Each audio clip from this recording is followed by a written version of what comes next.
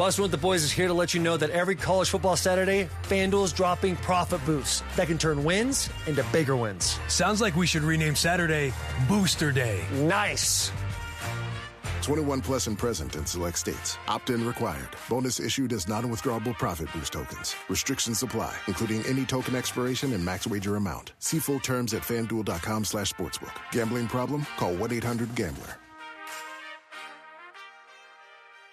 The Who's Down in Who Newville were making their list, but some didn't know Walmart has the best brands for their gifts. What about toys? Do they have brands kids have been wanting all year? Yep, Barbie, Tony's, and Lego. Gifts that will make them all cheer. Do you mean they have all the brands I adore? They have Nintendo, Nespresso, Apple, and more. What about... So the Who answered questions from friends till they were blue. Each one listened and shouted, from Walmart? Who knew? Shop gifts from top brands for everyone on your list in the Walmart app. When cool, creamy ranch meets tangy, bold buffalo, the whole is greater than the sum of its sauce. Say howdy, partner, to new Buffalo Ranch sauce. Only at McDonald's for a limited time. At participating McDonald's. iDobe Radio. The future of alternative. This is Test Miles. And now, here's automotive expert, Nick Miles. This is what you've been waiting for all week. Yes, another episode of Test Miles. I'm Nick Miles. I am the queen mum of the motorway, along with Trish, who's our carpool countess, and Marconi, he's our passenger princess. Sometimes our petrol passenger princess. That's on another show. Listen, don't get it all confused. Calm down. No, I like You're on a new when medication. We understand. Listen, you said during the break. Why, when you're gassing your car up, does it smell so good? Because Marconi is your petrol passenger princess. That's a lot just a hint of lavender. A lot of peas. Marconi's a hint of lavender princess. It doesn't sound as good. Now, why haven't they made flavored petrol, Nick? Is there a way to do that? It is. It's petrol flavored. It's funny, though, you know, when you charge your car, you have an electric car and you plug it in, you don't get those beautiful smells of the petrol. Are you like get me? high off Do you the love smell? the smell of gas? Because I do. I really do. I hate it, but I do. A different kind of gas, Marconi. But isn't that like a sign that we're susceptible to like addiction if we like that smell? Really? Isn't that one of the things they say? I've never heard that, but maybe it is. I mean, I do love ham. Oh, are you addicted to ham is the question. Probably. Nick, you've done a lot of traveling. You just listen to this. Nick just got back from Japan, Austin, Spain, Germany. All over, man. You were in Amsterdam for a layover for a couple of days. Yeah. I don't know what's going on. How are you even here? Well, everybody in their career has to do a world tour, and that was mine. Yeah. So, you know. You're trying to do like what Taylor Swift did, but only in the specific areas. I knew you'd get Taylor Swift in somewhere in this show. Oh, did you say Taylor monkey. Swift? Oh, yes. Yeah. Hey, everybody, we coming go. at you. You're listening to Test Miles. Melodious Fred C. Cody, Trish, Nick, we're all here. Thanks for listening. It's a beautiful day. Right now, Taylor Allison Swift, Ruin the Friendship on your radio. Do you think do you think that we could ever get through one show without you telling everybody how much you love Taylor? Why would we? No. I mean, I didn't I've say got my we, Taylor you know. Allison Swift Eras Tour T-shirt. I saw her at Soldier Field, and I'm proud of it. It was a great show. What Does do you mean? she like the smell of petrol too? I have never asked her that, but maybe I should. You know, the other thing is she's got a 6-part docuseries coming out on Disney Plus, December 12th. No, that's another thing, another reason to bring it up in that's right. in every single New album, every Life of single a show. Showgirl, fantastic. So I went to the Japan Mobility Show, the Tokyo Mobility Show. It was very interesting. First of all, old dads with like a mobility. No. I gotta This get is out of there and put they my do walker in they front of do me. shows. They do car shows like we should be doing it in America. They really know what they're doing. So over it's in not Japan. old men with one of those walkers with tennis balls on the No, legs. It's a lot of young tech people. So first of all, I was a guest of Toyota, so they flew me out there. They took care of me. And when I say took care of me, they really took care of me. Listen, I mean, they put us in a super it's a nice radio, it's a hotel. family show. You don't need to say all the details. They put us in a really wonderful hotel. All expenses paid. Everything Was there cake? was Did you have good. cake? But Yes, they took us out for dinner, and so I broke a rule while I was in Japan. What? I ate meat. I ate meat. Oh, I thought you were going to say you broke a law like in Japan. You should be tried for your crimes. No, never do that. But I ate meat, and so they took us to this yakitori restaurant. You know what yakitori is? It's I love meat the on yakitorium. Sticks. It's one of my favorite. Yeah. So it's meat on sticks. So the most part of the menu is meat on sticks. So it was a really you have nice no choice but to restaurant. eat meat. That's all they have. Right. At the yakitorium. Well, then they could have done me a veg. But the first course was chicken neck. And you know in Japan they eat every part of the bird. I know that's your favorite though. Not a lot of people will know that about Nick. His favorite chicken neck. He said it all the time. If you're good friends with him for 20 years, you learn these things, Trish. Is it the thing that I didn't like was there's little bits of bone in it, Ew. which Yeah. you know. You like bone out, not bone in. Spine. Yeah, I like Is the it bone tough? out. Is it chewy? No, it was ground. I think that's how the bones got ground in. Chicken neck nuggets, not the kind with bones inside. There was like 9 courses. There was tons of courses, and they showed you they had a picture of a chicken, and they had arrows pointing to which each course came from the part of the chicken. I do like and that. It's good to know. They had this arrow. This one course. For the tuchus. This is for the foot. They had this arrow pointing to like the breast meat area, which I presumed, was what we were going to eat. But it came out and it was two little egg yolks strapped together with a piece of bacon. And so I was like, even vegetarians, bacon is the one thing that makes most people become meat eaters again. Did you know that vegetarians become meat eaters because of bacon? It's a gateway drug. It's a gateway drug to meat. And so I was thinking, I'm eating meat while I'm on this trip because I want to experience everything about Japan. And I popped these 2 egg yolks, and they were little, tiny egg yolks, into my mouth and then ate the bacon. And my friend Tommy Micah from the Fast Lane came running in and said, "You didn't eat that, did you?" And I went, yeah, I did. Why? He goes, "That was chicken ovaries and eggs."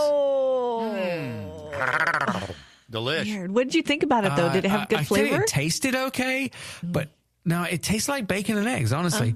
But your idea that you just ate ovaries and it was, But you tasted it not knowing what it was, and you thought it was good. Yeah. So does that just tell you the brain will screw with your taste sometimes, and you don't enjoy something? Of course. My brain is my biggest life problem. Yeah, that's exactly what happened. Anyway, I learned. How do you think people finally got around to eating bear claws? Because people are like, these are disgusting. Bear feet? What are you talking about? No, it's a bear claw. In America, we deep fry our bear claws, so it makes them okay. That's right. That's right. Anyway, that was just one of the experiences I had. There's no deep fried tempura there or anything, right? Like that's not how they do. Oh yeah. We went to a tempura restaurant. That was very similar. The one thing that you'll notice that their sushi is nothing like the sushi we have here. Like first of all, sushi in Japan is a very festival based food. So if you have some kind of festival, this is when they make sushi. And so we went to a hotel for lunch one day, and they had one sushi roll, which was part of this sort of buffet menu, and it was chicken salad. Weird. Which is like mayo and chicken and celery and stuff in Japan? In rice. Yeah. It was very. Are they placating Japan's the American huge. though? It feels like they're placating the Americans. Mayo is really big in Japan. Like they have their own quickie. The company's called Here's Quickie. A surprise. They make. It's also big in America. Yeah, right. They make Quickie mayonnaise over there, which tastes so much better. I have to tell you, it's really good mayonnaise. What mayonnaise have you had? Chosen Foods, Nick? Have you had Primal Kitchen? I've had many mayonnaises. Have you had Primal Kitchen? But I don't think I've had Primal Kitchen. Dude. You'll have to send me a jar of that. Chosen is one of the best, and Primal Kitchen is another one.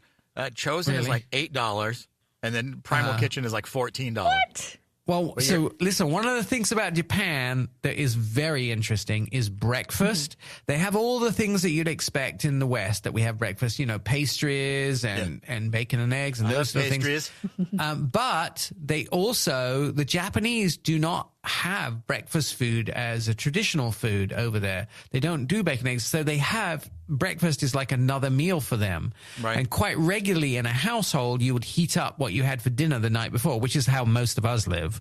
We heat the pizza up, or we have cold pizza from the night before. They have cold pizza in the morning for breakfast? That's cool. No, but what they had is they have rice and salmon and miso soup, which is what I had for breakfast every time. They add like a scrambled egg in there? What do they do? Yeah, no, you can have traditional things like bacon and eggs. They have those in the hotels. No, I mean, like, what I do if I had like salmon and rice the night before, then I add a scrambled egg to it. Yeah, I mean, you could do that. They'll do whatever you want. They are so nice. And the food quality is amazing. And by the way, I went and bought new clothes. I went and bought new clothes while I was in Japan. The clothes quality is so good, and it's so warm too.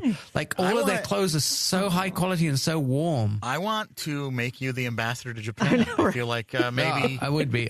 Could you talk to a guy and get us some of those clothes? I mean, what are we talking? Toyota make brilliant cars.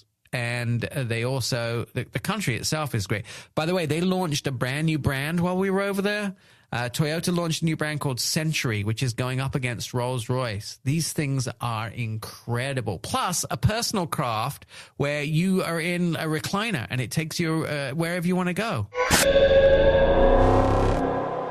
My brain doesn't often work, but it has to work in this segment because Marconi has scoured the interwebs for all the people that sent in questions. Our social media channel is at Test Miles on all the major social medias. Thanks, Marconi, because he's the one that made me do that.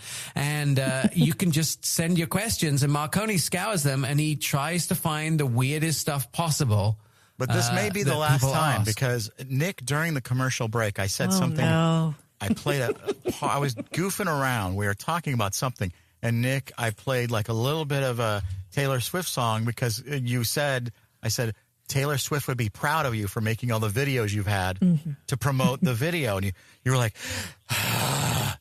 now that is anti-friendly towards a Swiftie, and I will not stand for it.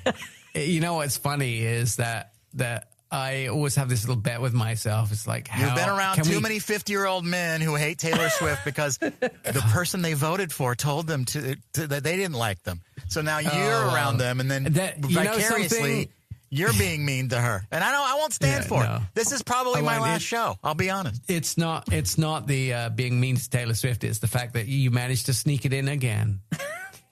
Why do you care? You sneak in cars all the time. Oh, yes, that's it. That's right.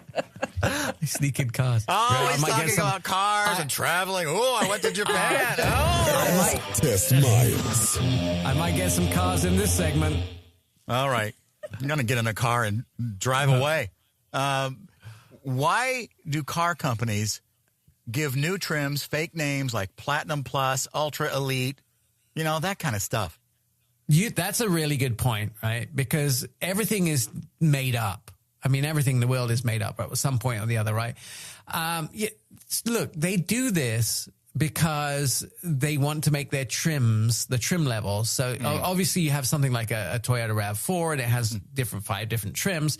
They want them to sound the next one to sound better than the last one as they upgrade the car with more, bells and whistles. And so words like platinum and ultra elite and max trigger and they're supposed to. There's a car with a max trigger in it. No, but I'm just being funny. But they're supposed to make it like they want you to think they're more exclusive and more sensuous and sort of better. And so most cars, I mean, I think platinum is the most valuable metal, or it's one of the most valuable metals. And even like airlines do this. In Delta you have silver, gold, platinum, and then diamond.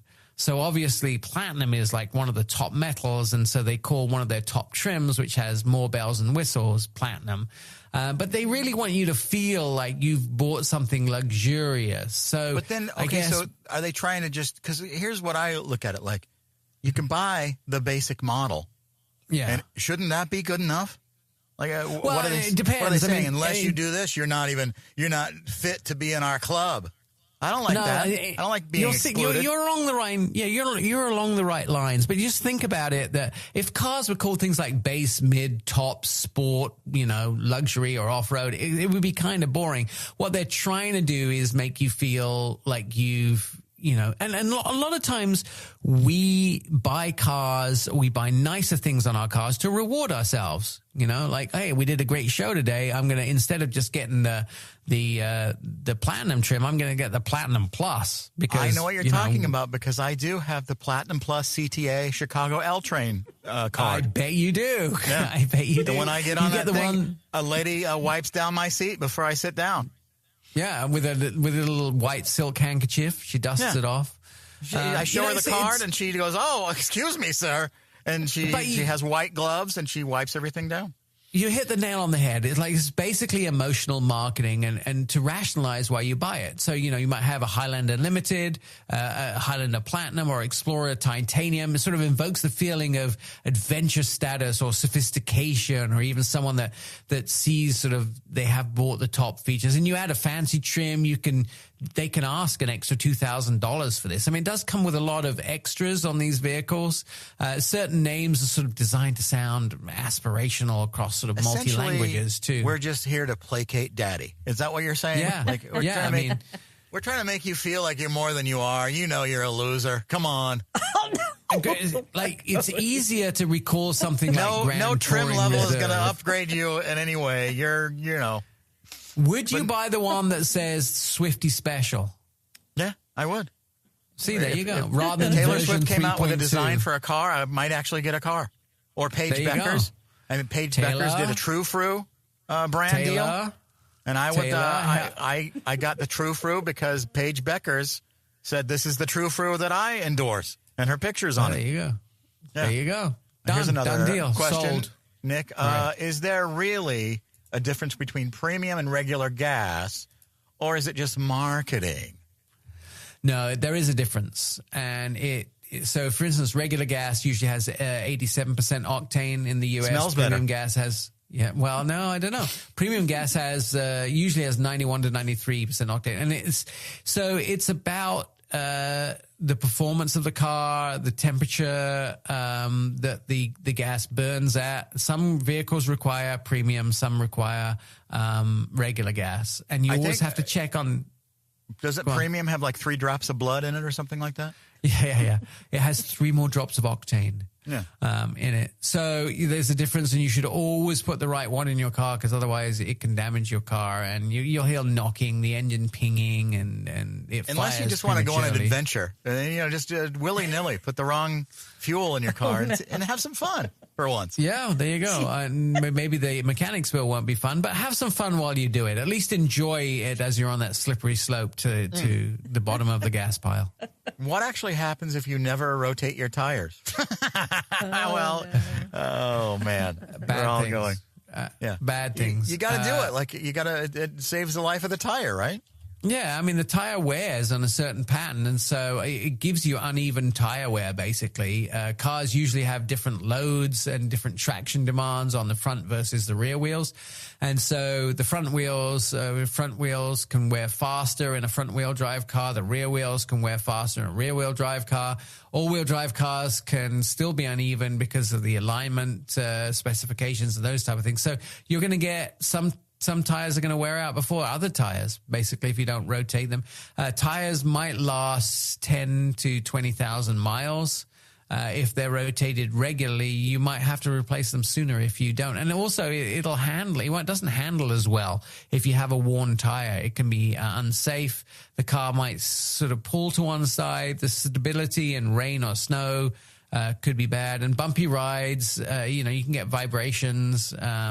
So you have to be careful. You could replace your tires as quickly as 7,000 miles if you don't rotate the tires normally. I have a question that I almost know the answer to.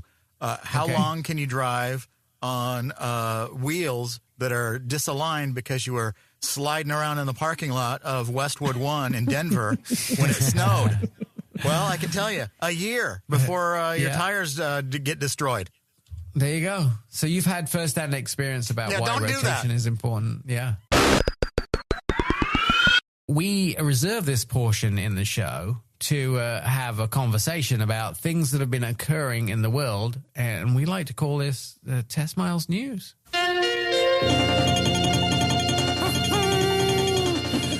So as you may already have worked out, I was in Japan for a while. And I didn't hear you talk about that. What went on? You just imagine that. I was at the Tokyo Mobility Show, or the Japan Mobility Show in Tokyo, to preview a wide range. It's the show where a bunch of old men and they're walkers. They come in and they're like, oh, look, the guy can still walk. Mobility. How great. That's nice. Very mobile. It was interesting because, I mean, Toyota revealed a lot of cool stuff, including a sleek next generation Corolla concept that shows, by the way, if they make this thing, the interior looked like a plush luxury car. But they also had an IMV Origin, which is kind of a work truck, which can be assembled. So especially sort of markets like emerging markets like Africa, where they send this truck out in parts and the locals can assemble it to use it.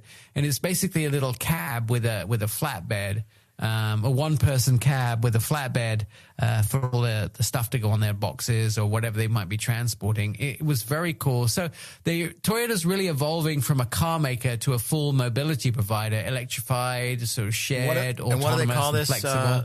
This festival thing? What do they call it? The Japan Mobility Show. Okay, so it's Japan Mobility Show. And what's the thing that used to be called the Portland Auto Show? What's it called now? It's the Oregon International Auto Show, I think. Something like could that. they just take some hints from Japan? Just how about the Oregon Mobility Show? Boom. There you go. And I mentioned this in the break, but they actually had a wheelchair that has 4 legs, and it knew it. And, mobility. Right. People could take dance classes with it and See, stuff.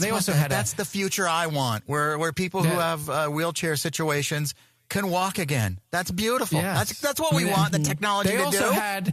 They had one which is sort of it looks like a Segway, but you kind of sit on a seat. It's for people who are also cannot use their legs, so you could play tennis.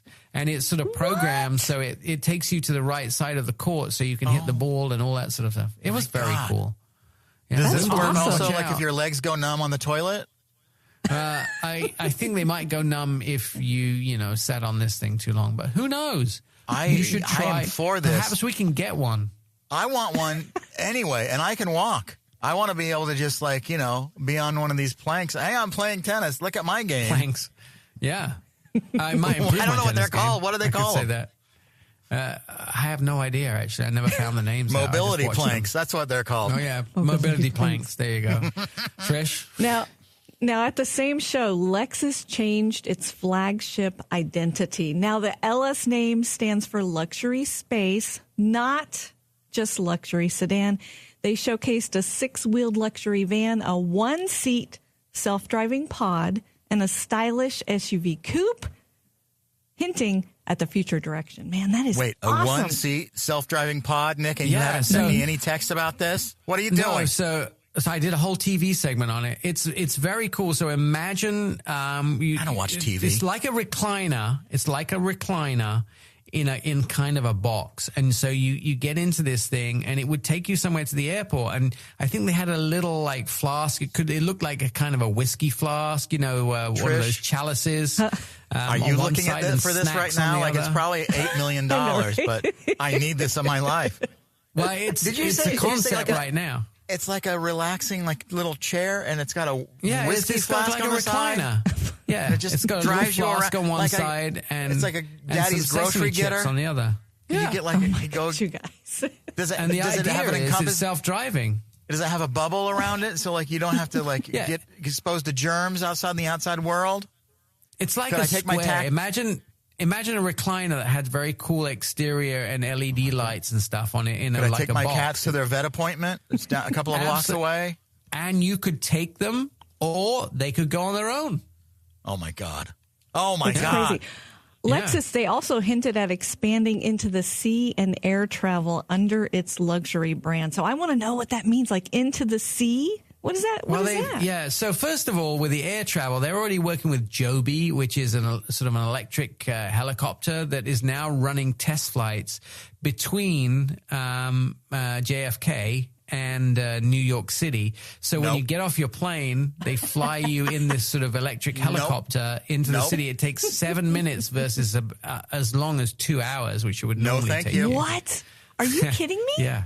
No, I would rather. Cool. I want to get on a big wheel. I'd rather do that than in a helicopter. They have a really. I could tell you some helicopter stories. Kobe Bryant. Yes, can I tell you? I rode in Kobe's helicopter with the same pilot 8 months before the accident. I have pictures of me with the helicopter. Oh, man, no, I just. It's such a. Time it breaks my heart every time I see anything about his family. His daughter would have been playing college basketball now. It breaks my heart. I think, all right. Let's not go into it, but I think it's. Well, you brought up helicopters. That triggers me, Nick. So they also showed off a catamaran, which looks like they'll be having some sea travel and luxury homes as well. They're sort of fully autonomous. So they got a lot going on over at Toyota. They have a lot going on there. You know, they also actually launched a brand new nameplate. The Century nameplate is being basically elevated. So originally Century was one single model in Japan, and it's becoming its own luxury brand. It's going to be above Lexus. The Century brand debuted a one-of-one coupe concept with sliding doors and a 1+2 seating layout. And then the Century, it sort of it poised itself to go up against Rolls-Royce is basically the way. But Century, the brand, is sort of a strategic move by Toyota. Is carving out a new space for itself. So this is going to be the hand-built, ultra-luxury, very, very precise and well-made and beautiful. Did you get to see these when you were there? Things. Yeah, got to see them. It'll be there basically the sort of the global flagship for the whole Toyota brand. So it'll go. Did they let you drive them?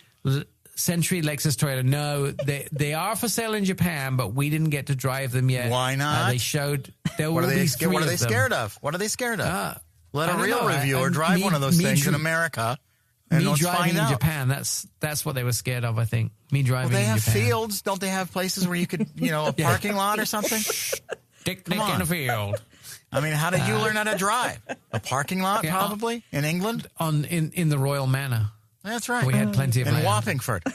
Yes. All right, in at the country motorsport. estate. Trish is speaking, Nick. How dare you? Audi announced big steps for its upcoming Formula One debut in 2026. They revealed the design and colors of their first F1 car. Now tell me, what is an F1 car? So, F1 racing? You're familiar with that, aren't you, Trish? The Formula One? No. Oh, yes. All right. Formula So One. it's their Formula One car. So there's two new teams in Formula One, Cadillac and Audi. And those two new teams will start in next season, 2026. Okay. That's All awesome. I They know, showed their car for the first time. all I know is they race here in Chicago, and they close down the streets, and you try going on just a simple neighborhood walk. It's impossible. You can't go over here, sir. Like, dude, this is my neighborhood. You can't go here. NASCAR. More importantly, I said it's Audi, right? Yes. Mm-hmm. They confirmed its first full power unit engine is finished, with chassis tests coming soon. 115 days until their entry, and Audi is making a strong statement about its F1 goals. I know how much Nick loves a chassis test. Yes, a chassis test. This car was very cool. The colors are really cool on how they actually designed this car. So it has titanium silver up front, which I've never seen a silver F1 car. And then the back was this new color they've invented called Audi Red. And then the top of it was black carbon fiber. It looked really stunning, this vehicle. What's the difference between Audi Red and red? Audi Red is Audi Red, and red is just red.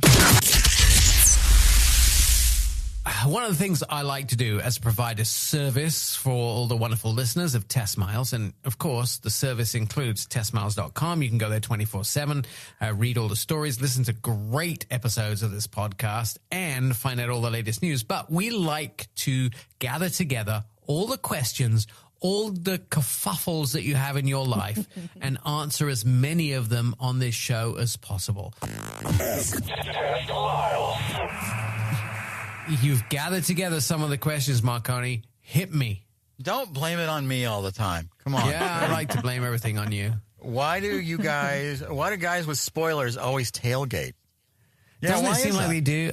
Yeah, I feel like they do. I think it's, aggressive driving stereotype. So cars with big spoilers, I mean, they always want to show they're a great sporty driver. That's why they have that car. And You know what else they often have? a sport.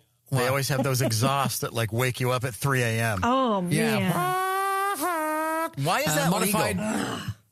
Well, a lot of times it's not legal, by the way. There are noise, Ordinance. I guess you'd call it statistics, or there's noise laws that don't allow a lot of those to happen. But when you have a very high powerful engine, those exhausts are used on the real performance cars when they drive because it makes them function better. And of course they have high powerful engines. But I think people associate these sort of fast, aggressive cars with tailgating all the time. So I'm not sure they do tailgate all the time. I guess there's no numbers to prove that. They're and they always in a zoom race. Past you. They're That's nibbling it. and knobbing. They have those sporty performance cars. It's the psychology of modifications, right? Adding sportier, more performance versions of their vehicles. That I look sporty, therefore I should perform sporty, I guess. So, tailgating is the visibility of intent, right? In some races, performance drivers get on, somebody's bumper to prove that or to show they want to pass or to sort of intimidate other drivers. And I think that sort of mentality spills over into people who have these modified cars and that have spoilers. So I'm not sure it really happens, but the intent is there to show you that how sporty they are. Here's another question. Dear Nicholas John Miles, what's Yes, the worst that can happen if I throw a rotten apple at one of those cars, their tires, that drives by at 3 a.m. with a modified exhaust? I would just never suggest throwing anything at anybody. It can often not end well. So that, you go to prison? What is that that, like assault? What is that? Yeah, I mean, I don't know. I don't know what the legal term for that is. I'm a car expert, not a lawyer, but I just How long suggest do you maybe think it would get jail time? Like, it's guaranteed probably because there's cameras. Well, it depends on the damage done. It depends on, danger. Did you put this other person at danger? So you're saying I shouldn't, the person that's asking this question should not do this? Yes, I suggest. Right, okay. All right, fine. I won't, the person, don't do it. Is it illegal to put a jet engine on a shopping trolley? What? Well, yes, in most every real-world situation, it would be illegal and widely unsafe as well to put a jet engine on a shopping trolley. I mean, first of all, it's insanity, right? It becomes sort of an unregistered, unsafe motor vehicle. Who are the lunatics listening to this show? I have to know right now. Well, yeah, my mom to start with, but I don't think she would do that. Anything powered, it's just not scientifically safe. Especially to operate on public. Could you do it as a special experiment in a closed course? Yes, I'm sure you could, but just think about some of the dangers, right? Jet engines burn fuel at extremely high temperatures. Adding sort of a metal shopping trolley in there it could be fire safety, could be one of the things. Hazardous material laws, local ordinances, for loud engines. We just obviously heard that that's something that you're dealing with. Public endangerment laws. There's lots of good reasons why you wouldn't do this. And then you could be charged with reckless endangerment or creating a public hazard or operating an unsafe vehicle or property damage if things go bad. This is civil why I liability. I know, Some man. He lunatic just knows reached everything. out with a question that like anybody else would know. Like, okay, next question. That guy, whoever wrote this, is a moron. You actually took time to answer that question. Yeah. Bless you, Nicholas J. Miles. I think you're. Ask Test Miles. Okay, here are some, I think, better questions. Can a family of 5 comfortably survive in a crossover for a road trip?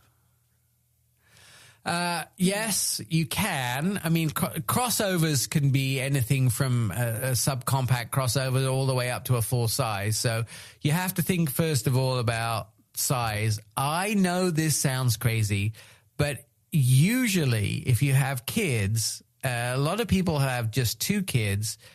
Each child wants their own row. So you'll find that one sits in the 3rd row and then another kid sits in the 2nd row. So, I like the back row, except for the part where you can't get out. Yeah, but a lot of new cars have these sort of push and tilt things where you press a button and the seat folds up in front of you. I don't know, because then somebody's sitting there and you can't do it, and you're stuck in the back. You can't do it while they're sitting there. I mean, plus if you get captain's chairs in the 2nd row, if you get captain's chairs in the 2nd row, you can just walk between the chairs. So, you know, I don't know a lot of people with captain's chairs in the 2nd row. I'm just saying. It's something they've offered in the last 3 or 4 years. Well, but the 2nd row, that's the 2nd row. But what about the 3rd or the 4th row? And you're back there. You're trying to there's get no away 4th row that I know of, unless it's a minivan, unless it's, if I had my druthers and I could construct my own car the way I wanted it, there would be a 7th row. Yeah, and, well, there you go. That would be a coach or a bus. Yeah. Fine. That's what I asked to do. That's what we have to do. Get a different license, whatever. How many car washes, Nick? Yeah, exactly. How many car washes are too many car washes? I mean, some people really like to keep their car clean. They're obsessed. So however much they tell you, there is wear and tear put on your car in a public car wash versus washing yourself at home on a Saturday morning at your house with some nice material. Hand washing is always going to be better for your vehicle. We're talking about vehicles. Right. Okay. Yes, we're absolutely talking about vehicles. So how many washes Does my mom used to stand us out in the back and just hose us down at the end of the day? Right. As you should have been. Other show, yeah. But ultimately, let's be honest. I think one of the things is that if you want your car to be in pristine condition, one car wash could be too many. If you're not so worried about it, you just want a clean car. I mean, I have my neighbors across the road. They wash their car at least once a week in a car wash. You know, they have the pass, the multi-pass, where they can go through the car wash as many times as they want. They're obsessed. Yeah, they absolutely are. So how many car washes is too many? For some people, it's one. For other people, once, twice a week is no problem. Never enough. Yeah. Never enough. That goes with a lot of things. Oh, here's another one, Nick. Yeah. Do you need to vacuum the engine bay, or is that just something YouTubers do? Yeah. First of all, your engine bay tends to something. It's going to be hard to vacuum stuff out of there. Dust, maybe you get some dust out of there. You can blow it. Dust. You can put a blower on there. Yeah, blowing would probably be better. But at the same time, any movement of air in the engine bay, you could end up blowing stuff into the filter. I mean, you could end up clogging the air intakes, those type of things. Most people, when they want to clean their engine bay, they'll power wash it out, but you really need to know what you're doing because you can also damage it in there. If you go off-roading and you get the engine bay all muddy and that sort of thing, power washing is what's suggested. Vacuuming, I don't think is a big deal for a lot of people, unless you've got dust in there and you need to extract some of that dust. How do you get that French fry smell out of the crevasses of your car? Well, listen, if you eat in your car, bad things you get what you deserve. To you. I mean, what? Yeah, you know those little Christmas trees that hang from the mirror. Sure. They'll start to do it. There's not enough Christmas trees in the world to get rid of that French fry smell, and it just makes you hungrier for them. Especially too if many French fries. If they're fried in beef tallow, God. Do you know what's interesting is when they first started to have cars that burnt oil and alternative fuels, there was a lot of these cars that could be converted to burn oil. They were using oil from restaurants. Yeah, you just go to the fast food and they'd empty their oil vat into your car. So you have to, I think you have to strain it first. It has to go through a process of cleaning it. But ultimately, there was this whole funny thing. Disgusting oil with fat and weird stuff in it. bits of meat. I don't know. Disgust. Well, the funny thing is you'd be driving behind a car in Portland and it would smell of French fries, but there you go. All right, testmiles.com 24/7. Listen to this show. We'll be back again next time. Subscribe to Test Miles on YouTube. And watch the latest automotive videos from around the world. YouTube.com/@testmiles. Give it up for Adobe, everybody.